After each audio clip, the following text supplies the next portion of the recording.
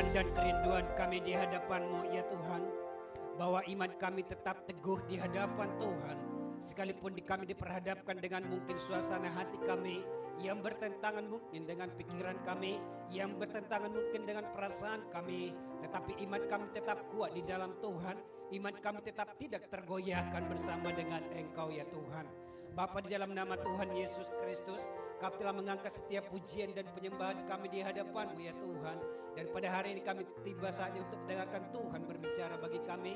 Berkatlah firman-Mu Tuhan, supaya firman-Mu yang menjadi rem atas hidup kami, yang menjawab setiap pertanyaan dan pergumulan kami. Dan firman Tuhan yang menjadi kekuatan penuh bagi tubuh jiwa kami ya Tuhan.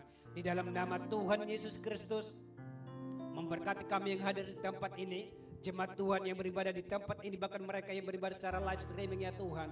Biarlah Tuhan memberkati kami dengan berkat yang sama diberkati kami ya Tuhan, dengan kebenaran firman-Mu, supaya hidup kami kuat, supaya kami bertumbuh di dalam nama Tuhan Yesus Kristus. Terpujilah nama-Mu Tuhan, kami berdoa mengucap syukur. Haleluya, haleluya. Yang percaya katakan amin. Amin. Silakan duduk Bapak Ibu.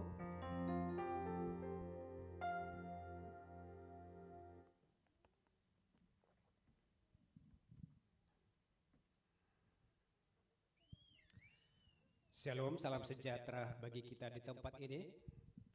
Dan sekaligus kami menyapa Bapak Ibu yang beribadah di rumah masing-masing, karena Tuhan juga memberkati Bapak Ibu yang sedang menyaksikan acara ini. Kami Gereja GBI Passion of Eagle, Jakarta Timur.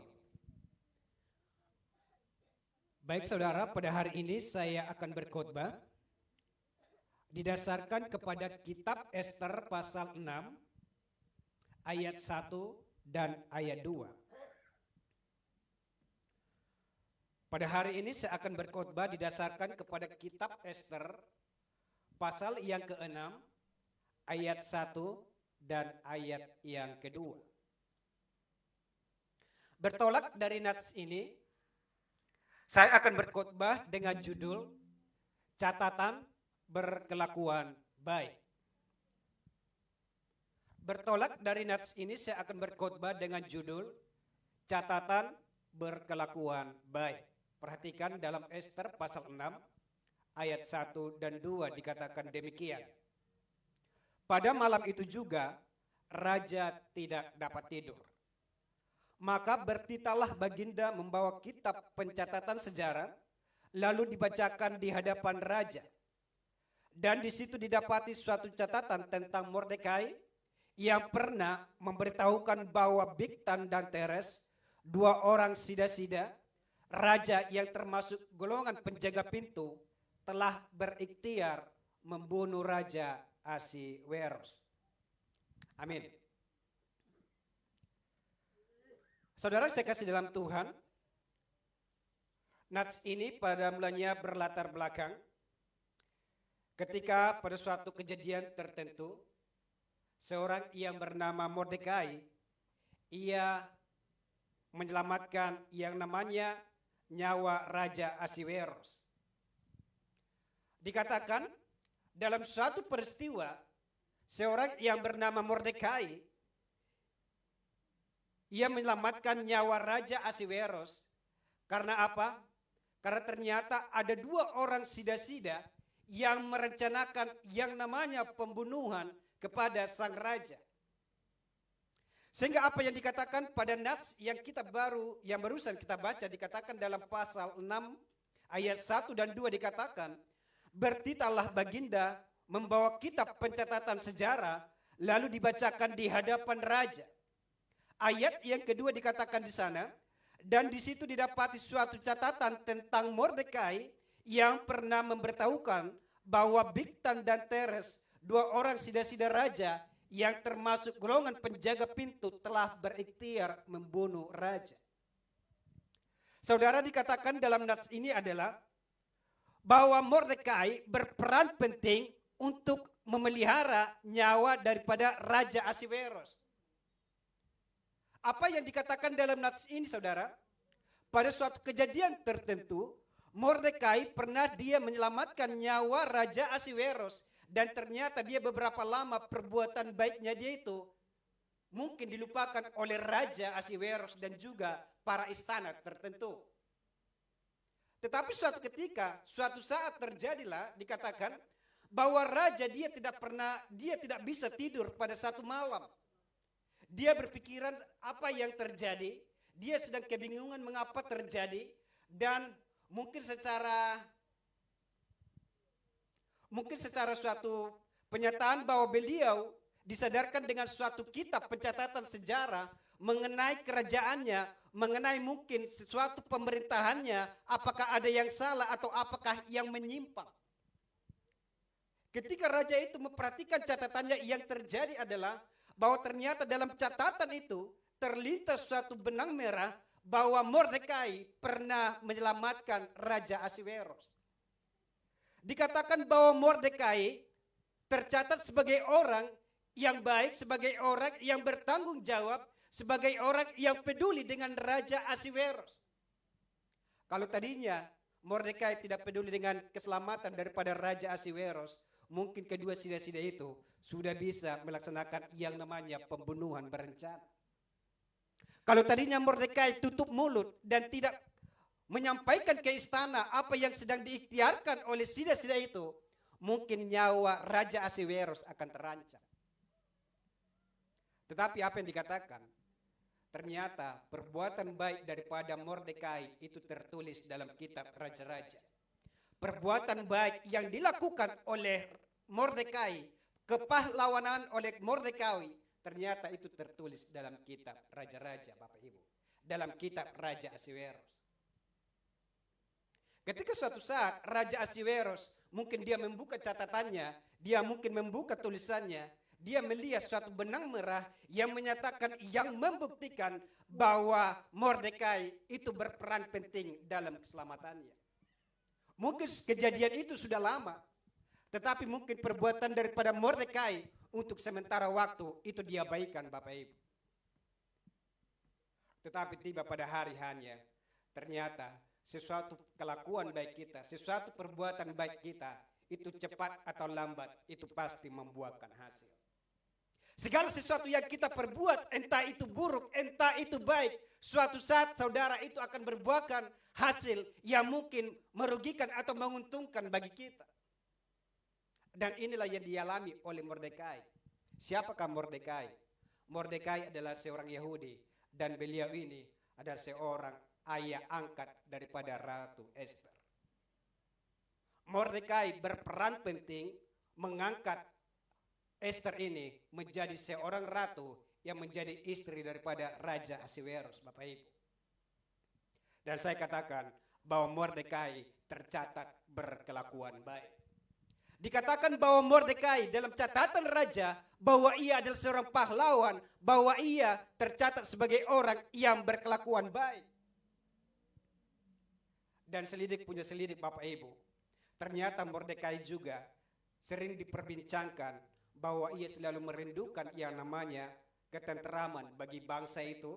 Dia sering diperbincangkan sebagai orang yang sering merindukan keselamatan raja dan keselamatan bangsa itu, Bapak Ibu. Itulah yang namanya Mordekai. Ia tercatat dalam kitab Raja Ahasiweros bahwa seorang Mordekai adalah seorang yang berkelakuan baik. Tetapi dua sida-sida yang tadi, yang namanya disebutkan Bigtan dan Teres, mereka masuk kepada kategori catatan yang merugikan raja, atau merupakan catatan yang buruk bagi seorang raja karena mereka merencanakan pembunuhan terhadapnya. Dan apa yang terjadi? Bahwa kedepannya, kalau kita membaca kitab Esther, ternyata bahwa Mordekai itu diangkat menjadi orang yang kedua di bawah daripada Raja Ahasiweros. Dan sebaliknya, dan Bigtan dan Teres yang mereka merencanakan pembunuhan tersebut, mereka diperhadapkan dengan hukuman mati. Bahkan sampai sekarang, Bapak Ibu, masih banyak bangsa-bangsa atau banyak negara akibat dari pembunuhan berencana itu biasanya diperhadapkan dengan hukuman mati. Dan inilah yang terjadi kepada Bigtan dan Teres ketika mereka merencanakan yang namanya pembunuhan berencana kepada Raja Ahasiweros, dan pada saat itu mereka diperhadapkan dengan hukuman mati. Itulah yang disebut kalau kita mengenal yang namanya Mordekai. Ketika orang bertanya siapakah Mordekai, bahwa Mordekai adalah seorang Yahudi, Mordekai adalah orang yang berperan penting kepada pengangkatan Ratu Esther.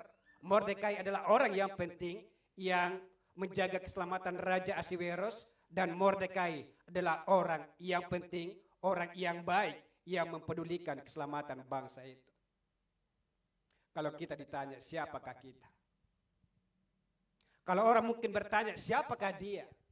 Jangan sampai ada masyarakat yang menjawab, oh dia itu adalah tukang ribut, oh dia itu adalah tukang berantem, dia itu adalah tukang begini, dia itu adalah tukang begitu. Tetapi saya katakan hendaklah catatan kita, catatan berkelakuan baik Bapak Ibu. Hendaklah kita dikenal oleh masyarakat, dikenal oleh mungkin tetangga kita, oleh keluarga kita, oleh saudara-saudara kita, kita memiliki kelakuan baik terhadap sesama kita.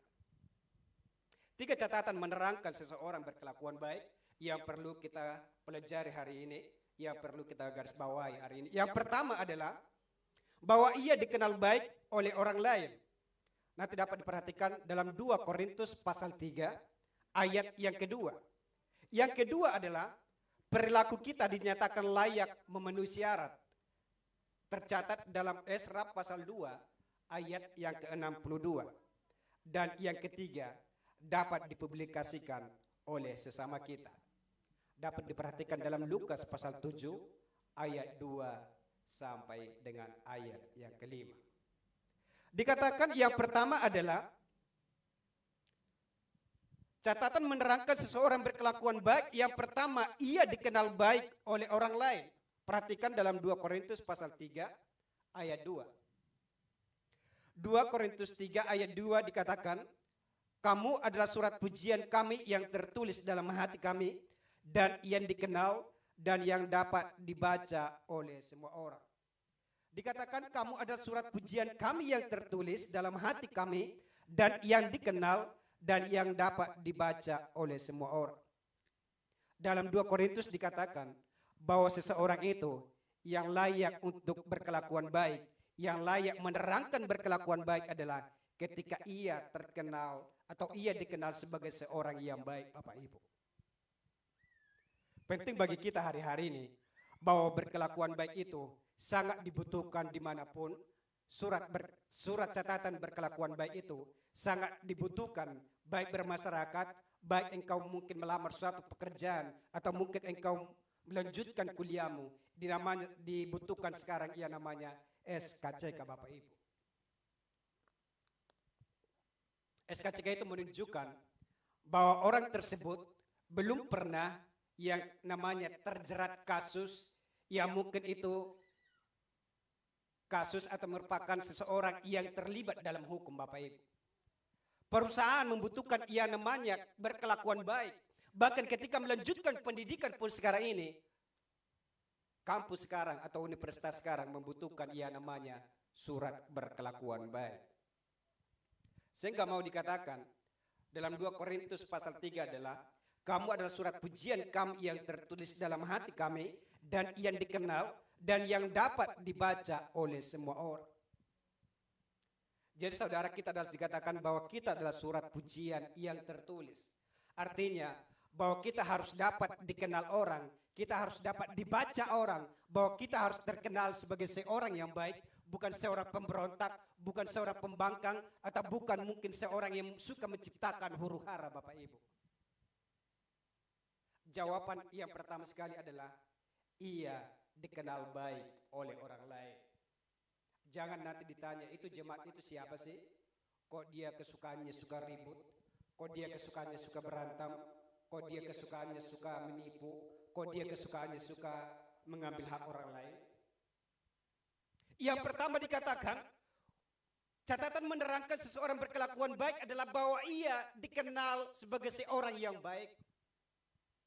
Bukan seorang yang dikatakan tadi bahwa ia adalah seorang pembangkang atau mungkin dia kelakuannya mungkin tidak sesuai dengan kekristenan itu sendiri. Janganlah kita mempermalukan kekristenan itu sendiri, Bapak Ibu. Kalau kita memperhatikan di dalam mungkin rapot anak-anak kita, di situ biasanya ada catatan menerangkan apakah anak ini berkelakuan baik atau apakah ia berkelakuan cukup, apakah ia berkelakuan buruk, apakah ia berkelakuan sangat baik. Kalau mungkin orang tua mendapati anaknya catatannya berkelakuan buruk atau berkelakuan cukup, betapa memalukan bagi kita sebagai orang tua.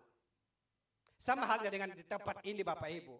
Atau mungkin bagaimana kita, kalau kita mungkin di jalan, atau mungkin kita di masyarakat, kita ketangkap basah, melakukan sesuatu yang buruk, yang malu nanti gembala di tempat ini, Bapak Ibu. Yang ditanya siapa sih gembalanya, perlu dinamanya jemaat ini, dibina secara khusus untuk kerohanian.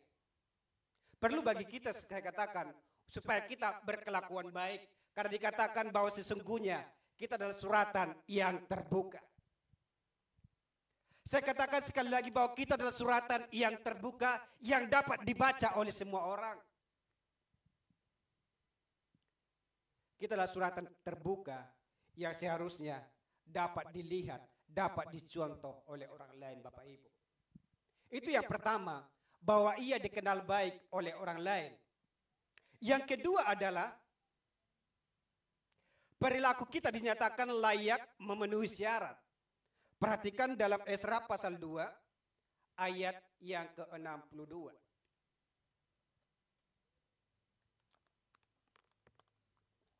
Esra pasal 2 ayat yang ke-62 dikatakan, mereka itu menyelidiki apakah nama mereka tercatat dalam silsilah, tetapi karena itu tidak didapati, maka mereka dinyatakan tidak tahir untuk jabatan imam. Saya bacakan sekali lagi. Mereka itu menyelidiki apakah nama mereka tercatat dalam silsilah, tetapi karena itu tidak didapati, maka mereka dinyatakan tidak tahir untuk jabatan imam.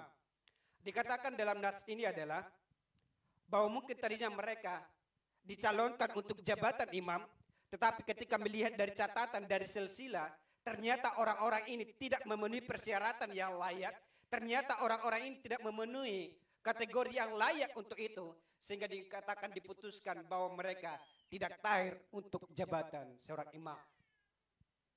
Yang kedua saya katakan adalah perilaku kita dinyatakan layak memenuhi syarat. Inilah syarat yang kedua, menerangkan seseorang berkelakuan baik, Bapak Ibu. Kita harus dinyatakan layak untuk memenuhi syarat.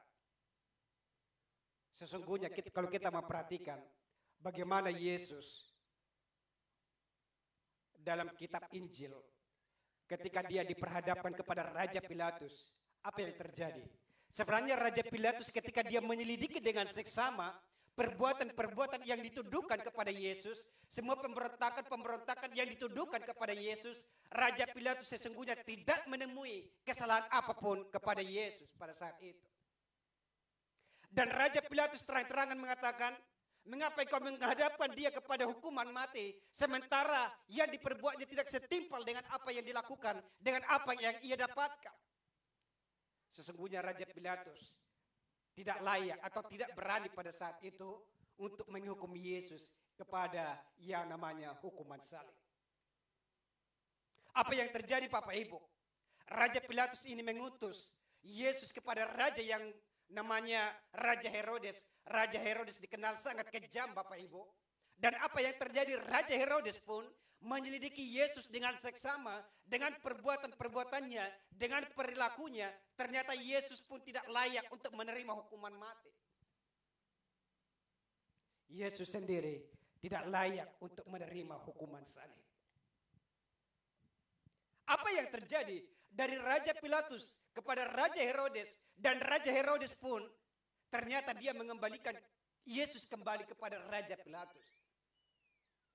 Karena sesungguhnya catatan membuktikan bahwa Yesus itu tidak pernah melakukan sesuatu yang buruk, bahwa dalam catatan Yesus tidak pernah melakukan sesuatu yang melanggar hukum mereka atau yang melanggar yang namanya etika pada saat itu. Dan ketika Raja Herodes mengembalikan kepada Pilatus, sesungguhnya Pilatus pun dia mungkin melakukan penelitian kembali kepada Yesus ini. Kenapa sih Yesus harus diperhadapkan dengan salib? ketika kembali ditinjau apa yang dilakukan oleh Yesus, apa yang diperbuat oleh Yesus, ternyata sekali lagi dikatakan bahwa Raja Pilatus tidak mendapati kesalahan apapun yang terdapat dalam Yesus. Dan disitulah Pilatus mengetahui bahwa masyarakat itu sebenarnya karena mereka dengki dengan Yesus, Bapak Ibu. Karena mereka tahu bahwa Yesus itu sebenarnya dia membuat suatu perubahan yang mungkin bagi mereka itu bertentangan dengan hukum mereka sendiri. Tetapi saya katakan bahwa sebenarnya raja-raja pun pada saat itu tidak berani sesungguhnya untuk memperhadapkan Yesus dengan hukuman mati. Tetapi kenapa terjadi? Semua itu karena politik, semua karena jabatan. Kalau tadinya Raja Pilatus tidak menyarankan atau tidak membiarkan Yesus disalib, mungkin dia akan turun dari sebagai wali negeri.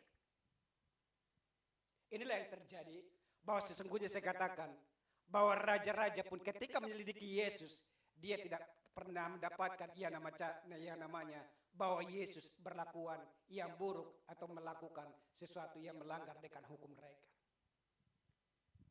Itu yang kedua dikatakan bahwa perilaku kita dinyatakan layak untuk memenuhi syarat. Perilaku kita dinyatakan layak untuk memenuhi syarat sebagai seseorang yang dapat dinyatakan berkelakuan baik.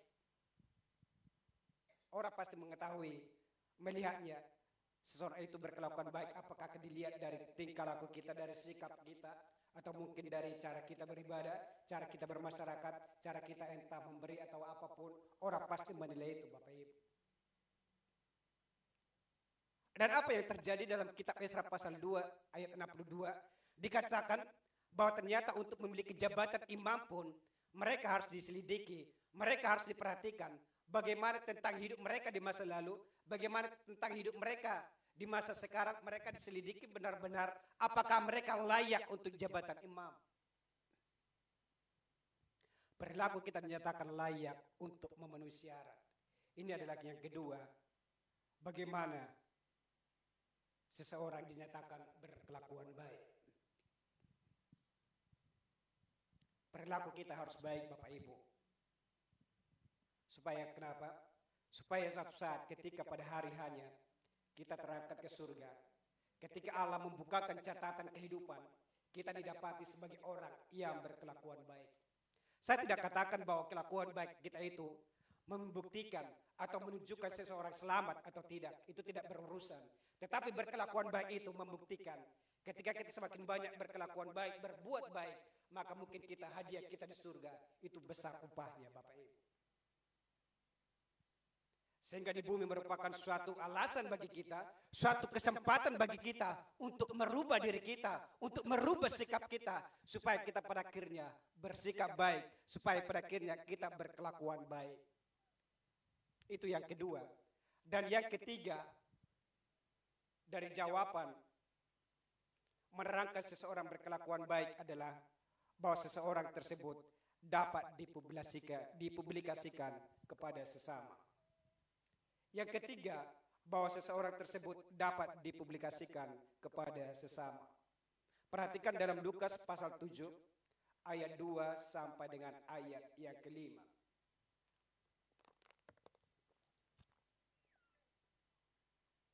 Lukas 7 ayat 2 sampai dengan ayat yang kelima. Ini berbicara tentang seorang perwira di Kapernaum. Ayat 2 dikatakan, di situ ada seorang perwira yang mempunyai seorang hamba yang sangat dihargainya. Hamba itu sedang sakit keras dan hampir mati. Ketika perwira itu mendengar tentang Yesus, ia menyuruh beberapa orang tua-tua Yahudi kepadanya untuk meminta supaya ia datang dan menyembuhkan hambanya. Mereka datang kepada Yesus dan dengan sangat mereka meminta pertolongannya.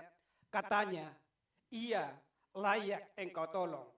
Sebab ia mengasihi bangsa kita dan dialah yang menanggung pembangunan rumah ibadat kita.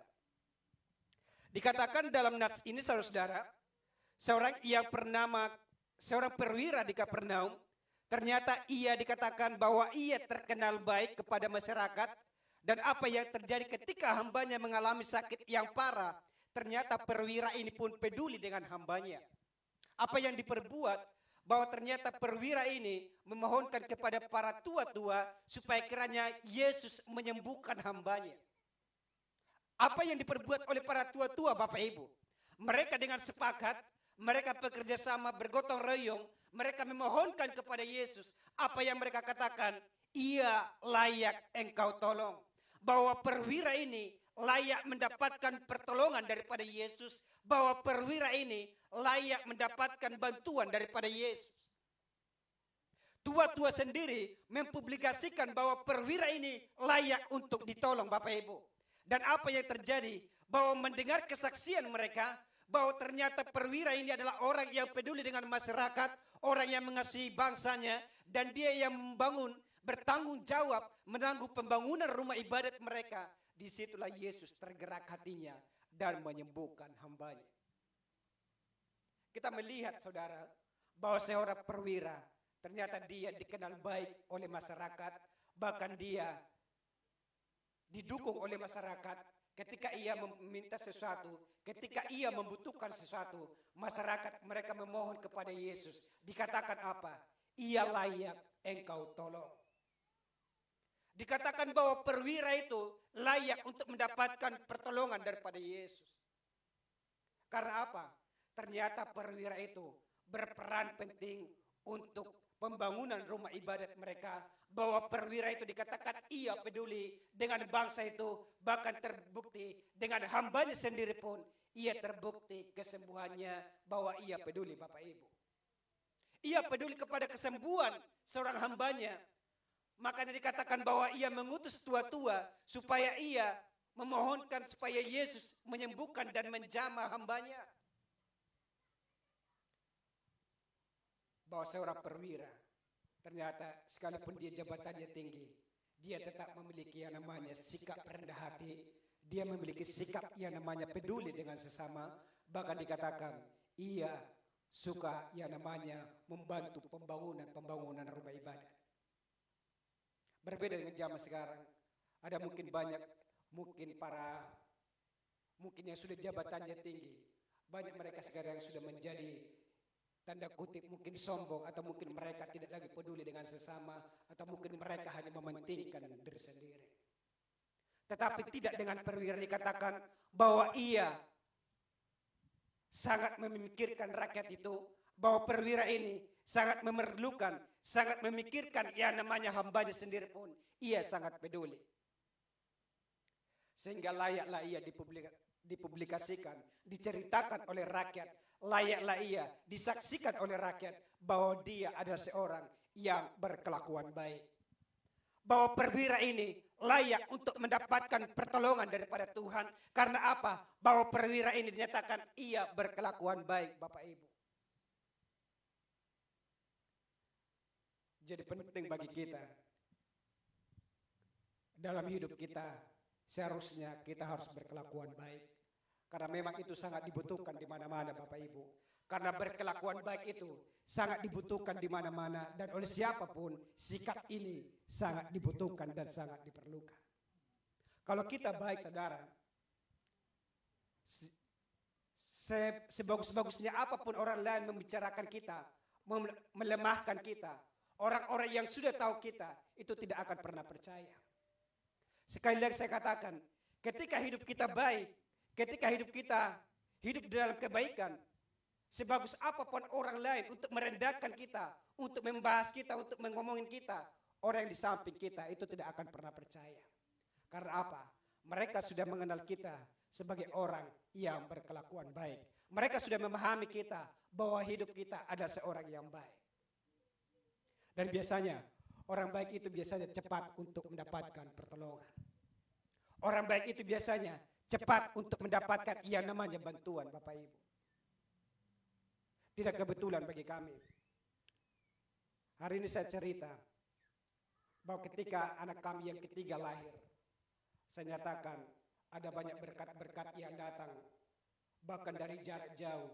Gerald pun dari jarak yang jauh datang ke rumah. Karena apa? Tanda kutip, ya mungkin tidak kalau tadinya mungkin kami tidak dikenal atau terkenal dengan kelakuan yang jahat, mungkin akan banyak atau mungkin tidak akan ada orang yang datang ke rumah. Tetapi mungkin tanda kutip, karena sesuai dengan judul ini, berkelakuan baik, sehingga berkat anak kami itu melimpah Bapak Ibu. Kenapa saya katakan atau menceritakan hal ini? Saya berani menceritakannya karena berkatnya sudah habis. Kalau tadinya berkatnya masih ada, saya tidak akan cerita kepada Bapak Ibu. Dari jarak jauh pun Gerald bisa datang. Kalah dengan tim diakonia kita pemerhati. Sampai sekarang belum muncul-muncul. Kalau ditanya kenapa belum datang, jangan salah paham dulu Pak Gen, itu biasanya jawabannya. Saya katakan bahwa hidup kita berkelakuan baik sangat dibutuhkan zaman sekarang. Karena itu berperan penting dan bermakna bagi kita dan juga berfungsi bagi orang lain Bapak Ibu. Ketika kita hidup dalam kebenaran, ketika kita hidup dalam kebaikan, saudara-saudara kita diberkati dan hidup kita pun diberkati Bapak Ibu. Bahkan logikanya, kalau kita pun punya teman, ya mungkin dia baik, kita pun sangat senang. Demikian juga orang lain, yang mungkin menganggap kita baik, mereka pun akan senang memiliki teman dengan kita. Jangan kehadiran kita di masyarakat, seseorang ketika kita hadir, seseorang yang kehadirannya tidak diharapkan. Jangan kita dalam masyarakat. Masyarakat tidak pernah mengharapkan yang namanya kehadiran kita karena apa? Mungkin kita dikenal bertentangan atau mungkin kita dikenal dengan kejahatan Bapak Ibu. Tetapi saya katakan bahwa hidup kita hendaklah kita menjadi contoh, dapat dipercaya dan berperilaku sebagai suratan yang terbuka bagi Kristus. Dengan kehidupan yang berbuat baik, kita menunjukkan bahwa kita adalah suratan Kristus yang terbuka. Kita menjadi pesaksi-pesaksi Kristus yang dapat membawa kebenaran bagi tetangga kita, bagi saudara kita. 3 poin ini yang dapat saya jabarkan mengenai catatan menerangkan seseorang berkelakuan baik. Yang pertama, ia dikenal baik oleh orang lain. Yang kedua, perilaku kita dinyatakan layak memenuhi syarat. Dan yang ketiga, dapat dipublikasikan oleh sesama kita. Akhirnya firman Tuhan saya tutup dengan satu peribahasa, dengan satu kesimpulan. Gajah mati meninggalkan gading, harimau mati meninggalkan belang, manusia mati meninggalkan nama. Mungkin tentu peribahasa ini sudah sering kita dengar, bahwa manusia mati meninggalkan nama. Artinya ketika kita di bumi, yang diingat manusia itu adalah perbuatan kita, entah itu perbuatan baik, entah itu perbuatan buruk. Dan yang kedua, firman Tuhan mengatakan bahwa nama baik lebih berharga daripada kekayaan besar, dikasihi orang lebih baik daripada perak dan emas. Demikian firman Tuhan.